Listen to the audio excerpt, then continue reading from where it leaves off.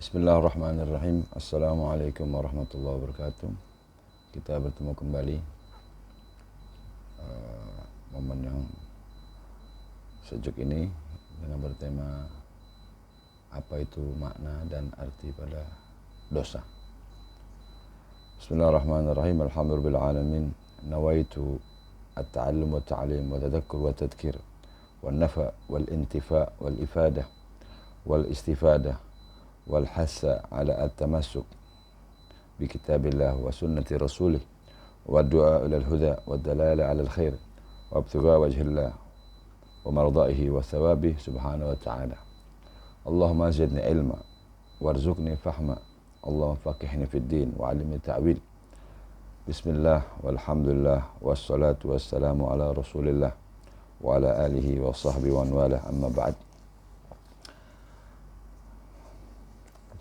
Jangan lupa ikuti channel YouTube kami, yaitu bernama Ikuti Jejak Nabi, di subscriber, dan jangan lupa pencet loncengnya agar tidak terlambat untuk menerima bahasan-pembahasan baru tentang ilmu agama. Insyaallah bermanfaat. Bismillahirrahmanirrahim. Kita beri judul sini adalah apa itu dosa. Di dalam hadisnya Ibnu Mas'ud radhiyallahu anhu, dia mengatakan bahwa dalam hadisnya dosa itu membawa satu penyakit kepada jiwa atau kolbu, yaitu berupa kesedihan, kegelisahan, dan kekhawatiran. Itu apa yang bikin bimbang dalam hati. Itu kurang lebih seperti itu. Disebutkan dalam satu hadis Nabi Muhammad sallallahu alaihi wasallam, qala Nabi Muhammad sallallahu alaihi wasallam,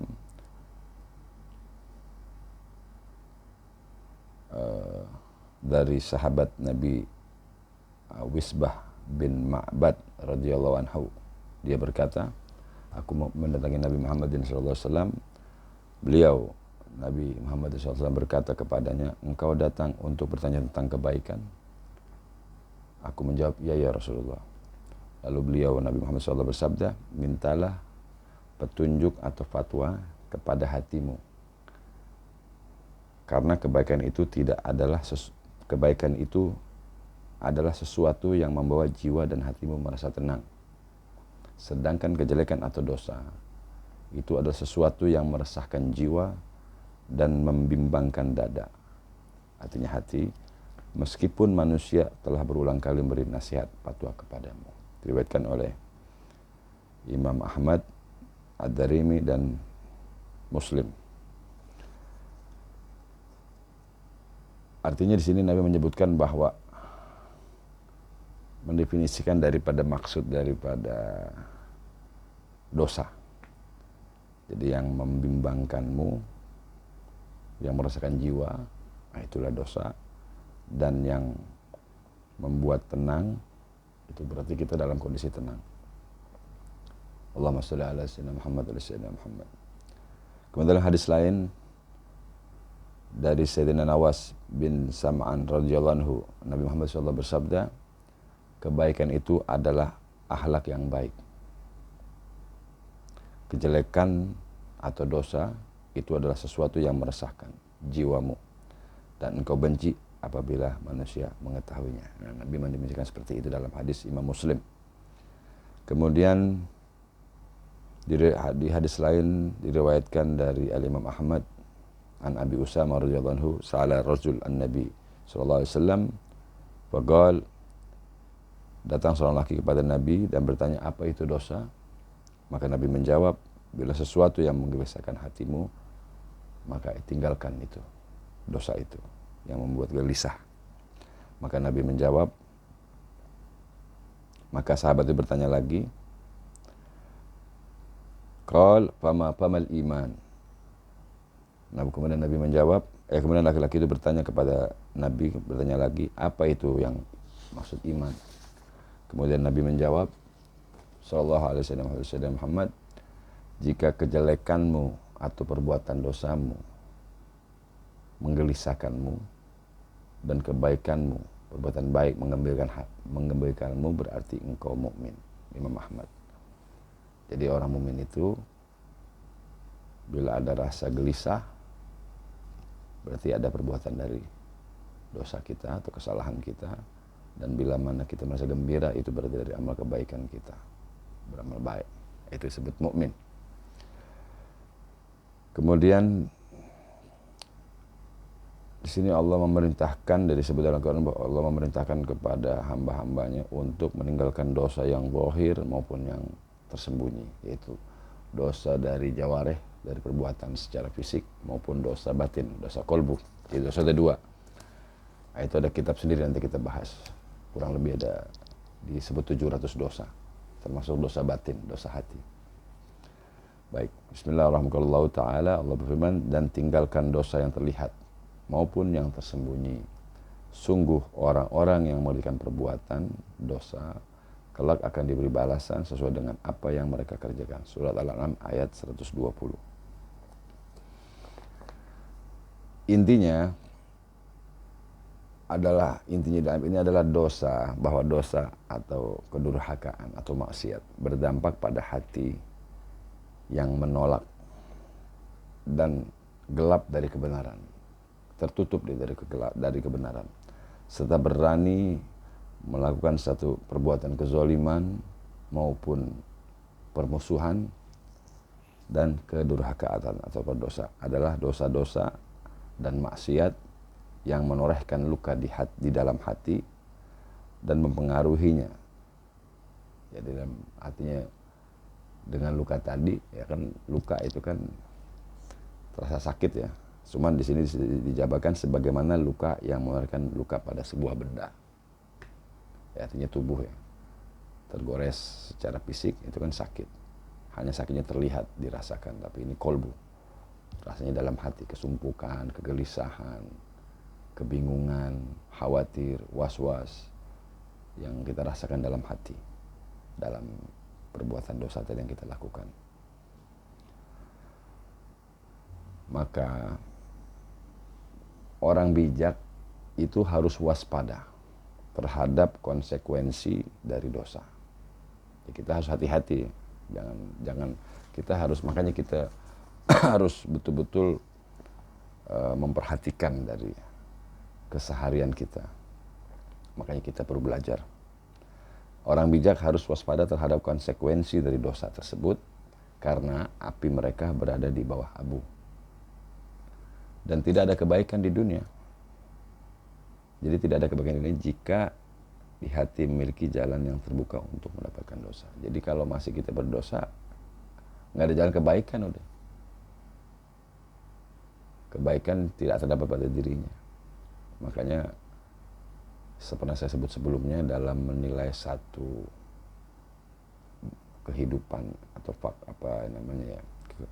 sesuatu yang kita hadapi dalam hidup ini, itu perlu kita belajar agama, belajar ilmu agama, karena dalam agama itu bukan hanya membahas tentang sholat, haji, zakat, juga membahas mengenai dunia hati.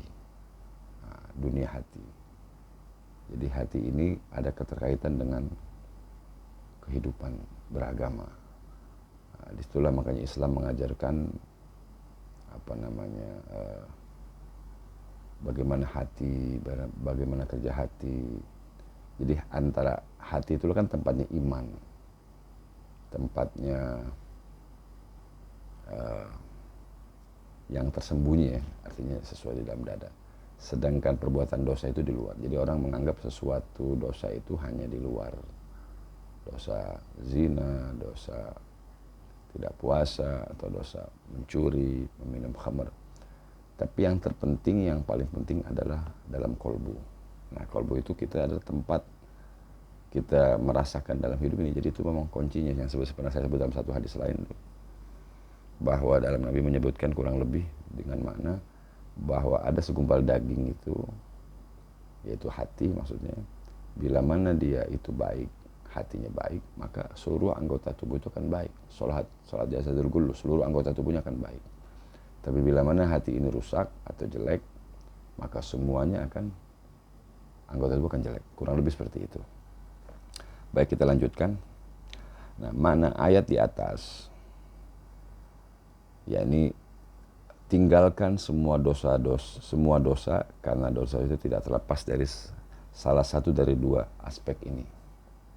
Jadi dosa yang lahir maupun dosa yang batin. Imam Mujahid berkata dalam ayat ini, seorang ahli tafsir, secara lahiriah ini adalah apa yang dilakukan seseorang dengan anggota tubuhnya. Nah, itu disebut zahir. Dan secara batin ini adalah apa yang dia niatkan dan inginkan di dalam hatinya. Jadi gejolak hati. Nah, itu bisa terjadi dosa di dalam hati itu. Nah, itu disebut dosa batin, dosa khafiyah. Kemudian, nah dalam cara memperbaiki hati adalah dengan cara kita meninggalkan dosa. Nggak ada jalan lain. Makanya kita perlu belajar ini yang boleh, ini yang tidak boleh. Jadi ilmu agama itu luas ya. Jadi nggak harus dengan secara lahiriah saja. Jadi hati itu juga ada tempat kita. Ya artinya kan ada bahasa istilahnya gini. Hati berbicara. Nah, sama juga kita mulut berbicara. Hanya hati itu lebih tajam, lebih dalam lah. Kurang lebih seperti itu. Jadi cara memperbaiki hati itu dengan melakukan dosa. Makna dosa dalam ini tersebut adalah semua dosa yang membuat seseorang berdosa dan menyebabkan jatuh dalam rasa bersalah dan malu. Ya pasti di hatinya merasa bersalah dan malu.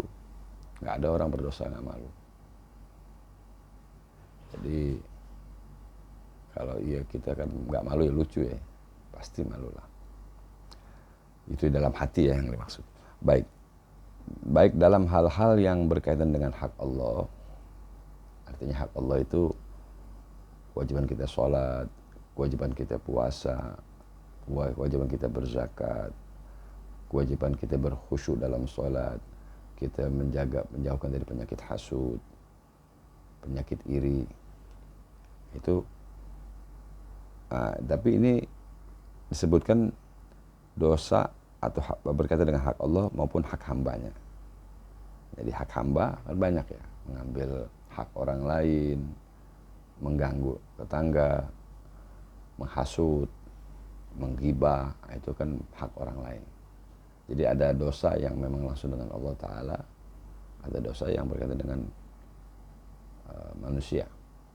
Kalau dosa dengan Allah, kita bertobat, Allah ampun, selesai. Tapi kalau dengan dosa manusia, kita harus minta maaf kepada orang itu. Karena itu beda lagi, lebih berat lah, lebih berat. Nanti kita akan bahas bab-bab dosa-dosa besar atau dosa-dosa dalam hati seperti hasud, penyakit ujub, banyak. Nanti kita bahas sendiri-sendiri. Baik, kita lanjutkan. Maka Allah mengharamkan semua itu.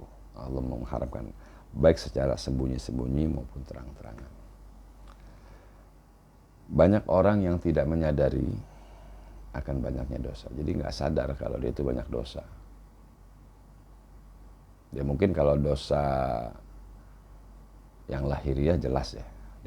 Tapi ada dosa-dosa yang tersembunyi. Nah, itu akan dirasakan dari dalam hati. Seperti orang nggak suka tetangganya, misalnya seneng gitu kan, iri, dengki, hasut, itu gelisah dia. Ya, sebenarnya nggak terasa itu dosa, itu adalah dampak daripada dia membuat satu dosa, tidak menyadari, terutama dosa dalam hati. Nah itu, jadi yang tidak dirasakan, tidak merasa, itu dosa dalam hati. Seperti tadi sebut sombong, ujub, riya, dan lain. Bahkan banyak lagi. Nah, kita uraikan satu persatu. Kemudian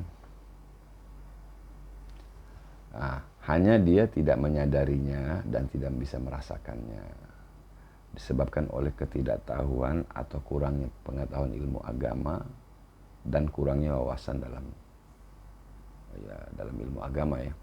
Jadi dia nggak tahu ini apa, ini penyakit apa, dosa ini. Jadi ini ilmu hati ini lebih dalam, jauh lebih luas. Jadi memang karena letak iman di dalam hati. Karena selalu dalam Quran kan ilal ladzina amanu wa amilus shalihat. Amanu itu di dalam hati, beriman. Wa amilus shalihat, amal secara lahiriah. Seperti kita niat puasa itu kan batin ya, atau dilafadzkan, tapi dalam hati kita niat berpuasa, dan secara lahirnya kita berpuasa gitu, kurang lebih seperti niat sholat gitu kan. Nah, kurang lebih seperti itu. Kemudian disebutkan dalam hadis ya, dari semua itu dosa tadi. Nah, ini hadis ini menyebutkan bahwa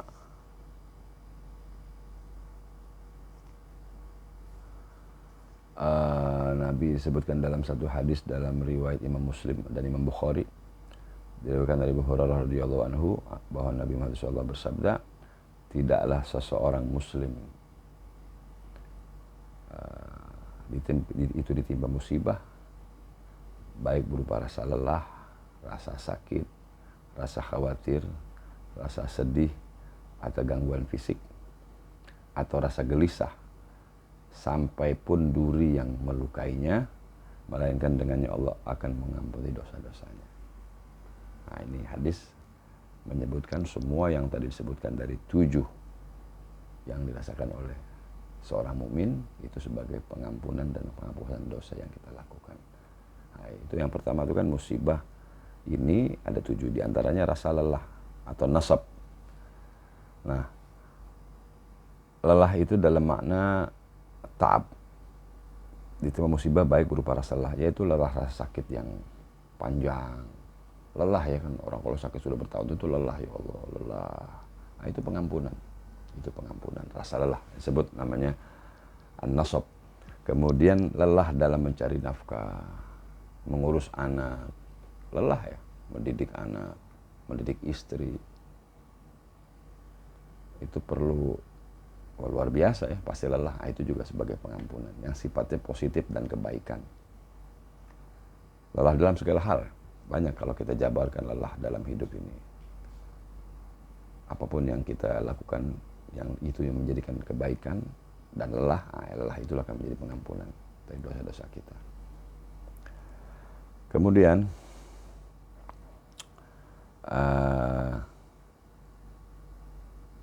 jadi nasab itu, lelah itu termasuk penyakit atau sakit yang berlangsung lama,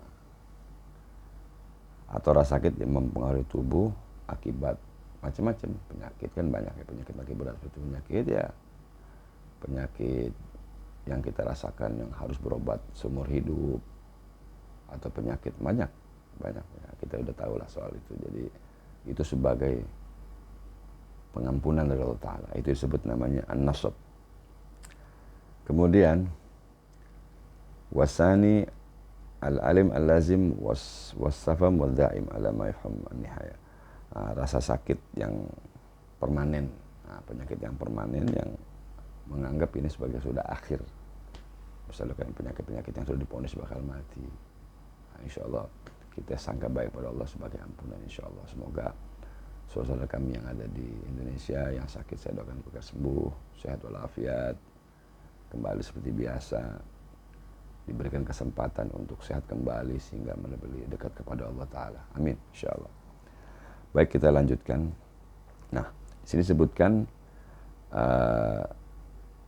penyakit yang didapati satu, al-hazan, kesedihan tadi di nomor 4, sedih, hazan, dan gelisah, atau yaitu disebut gam.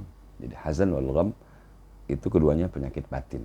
Nah, itu penyakit batin, termasuk daripada ham, rasa khawatir. Nah, itu sebutkan penyakit dalam hati, kolbu.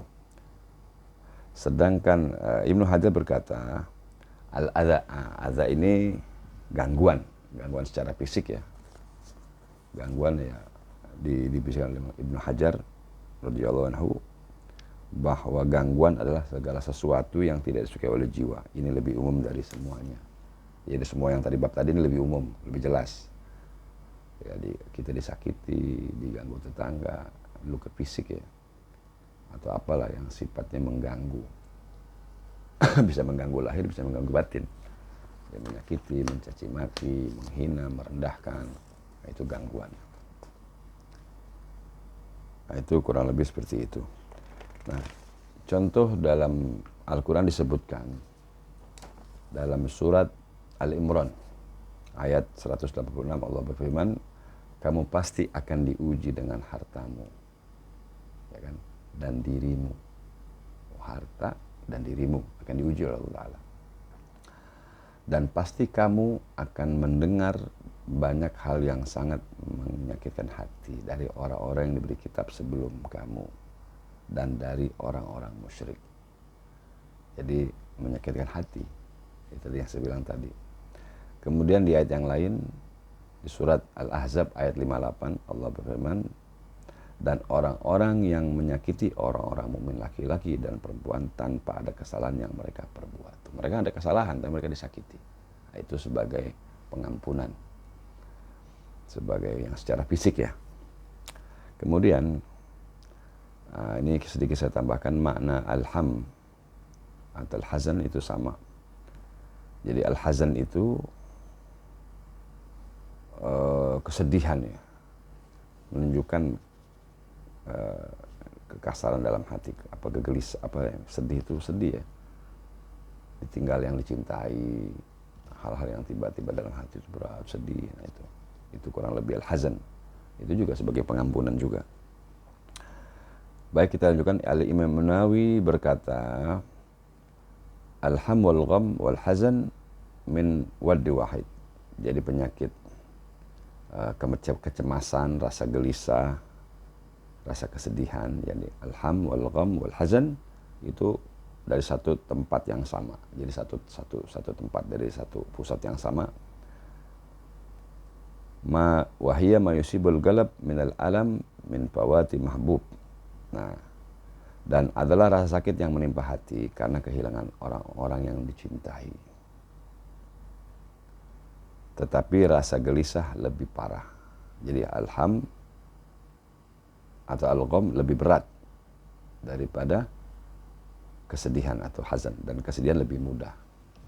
Ya, kesedihan ya seperti satu contoh kan nggak sepanjang ini. Kalau sedih itu kan disebabkan oleh sesuatu ya, tapi kalau gham ini tiba-tiba tanpa sebab, itu karena dari perbuatan dosa tadi. Baik, kita lanjutkan. Maka dari itu di sini disebutkan wal qulub tatafawud fil ham wal gham kasrati wa istimrar yahsibu ma fiha min al iman al fusuq wal isyan. Jadi di hati itu ada berbeda atau bervariasi dalam kecemasan dan kesusahannya. Jadi dia cemas, gelisah, itu banyak macam-macam. Itu tergantung daripada apakah hati itu dia beriman, taat kepada Allah, atau dia fasik dan berdosa. Itu tergantung, jadi tergantung apa yang dia perbuat. Fahiyya ala galbain. Nah, di sini ada dua hati. Dua hati itu di dalam hati itu ada dua, yaitu bila dia taat kepada Allah, dia melaksanakan perintahnya, ditinggalkan dosa, maka hati tempatnya Allah Ar-Rahman melihat di dalam hatinya. Di dalamnya nanti ada cahaya, kelembutan, senang, gembira, keceria, yang semuanya masuk dalam hati. Rasa gembira ya dalam hati ya, ketenangan jiwa dan lain-lain. Dan yang kedua, wa qalbun huwa arsy syaitan fa hadzaka adzik wa dhulma wal maut wal hazan wal gham wal ham fa huwa hazin ala ma madha. Hati juga tempat istana syaitan. Artinya syaitan itu akan masuk dalam hati selalu bila mana kita membuka pintunya. Bila kita berbuat dosa, kita maksiat, kita berbuat dosa, maka syaitan menjadi duduk di dalam hati kita. Maka di dadanya akan sempit, gelap, hati keras, sumpah, kesedihan masa lalu, misalnya mengenang masa lalu, ini sudah nggak ada. Itu syaitan membisiki itu tadi. Dan keadaan tidak bahagia, hatinya tidak bahagia. Itu kurang lebih seperti itu. Nah, itu disebutkan berkaitan dengan ini, ada dalam Al-Quran Allah sebutkan bahwa di dalam surat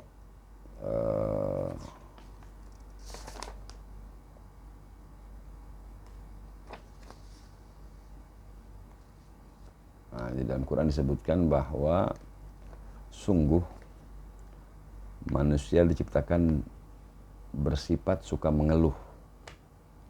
Tuh, jadi sungguh manusia diciptakan bersifat suka mengeluh. Kemudian apabila dia ditimpa kesusahan, dia berkeluh kesah. Pasti musibah.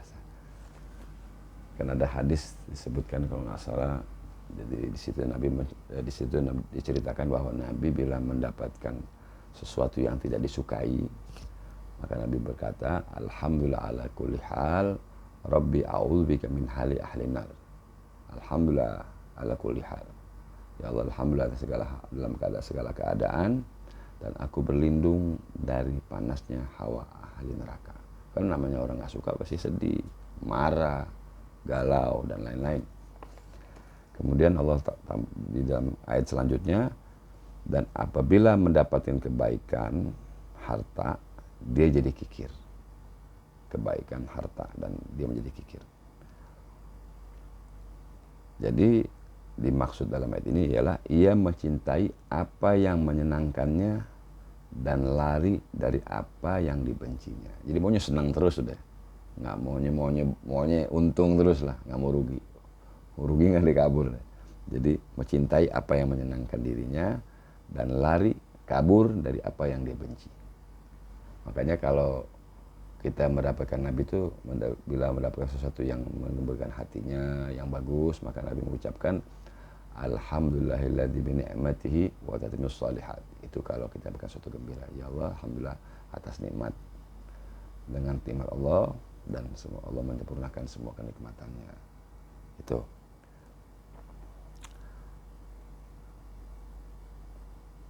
Dan jika ia kehilangan apa yang disukainya atau mengharapkan mana ayat ini deh, mana jika ia kehilangan apa yang disukai atau mengharapkan untuk kehilangannya, atau jika ia mendapatkan apa yang dia bencinya atau mengharapkan untuk mendapatkannya, ia sedih. Jadi artinya ini kalau dapat kesulitan dia sedih tuh. Tapi kalau dia lagi ada gampang, ada mulai sombong, mulai diantaranya mana kikirnya. Jadi artinya dia maunya senang aja lah, intinya kurang lebih seperti itu. Nah, baik, kita lanjutkan.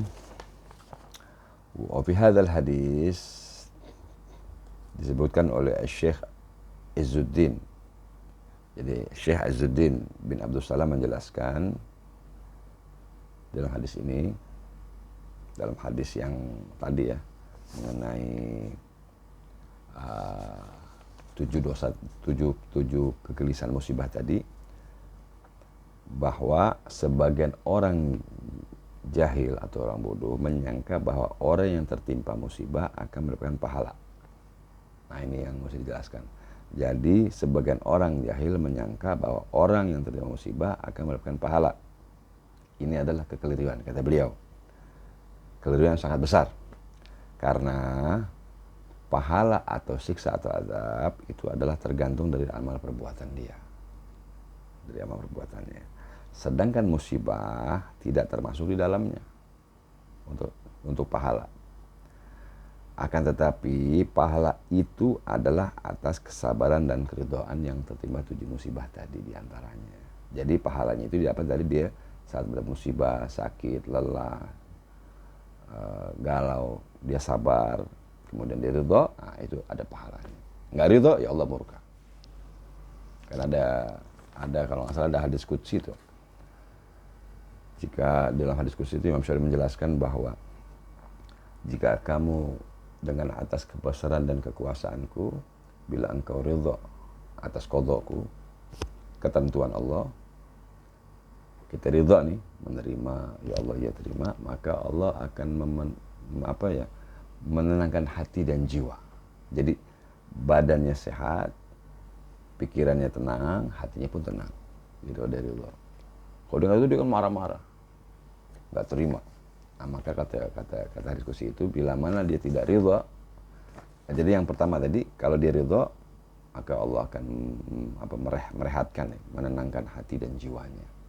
dan dia di sisi Allah mulia, mahmud, terpuji di sisi Allah. Tapi sebaliknya bila tidak ridha, maka akan dibuat semacam kayak binatang yang mengejar mangsa di padang pasir, lelah ya. Dia akan mencari di dalam kehidupan itu lelah, tidak ridha dengan ketentuannya. Dia hanya dapat apa yang Allah sudah takdirkan, nggak lebih. Jadi lelah, dan di sisi Allah dia akan tercela. Itu kurang lebih seperti itu. Jadi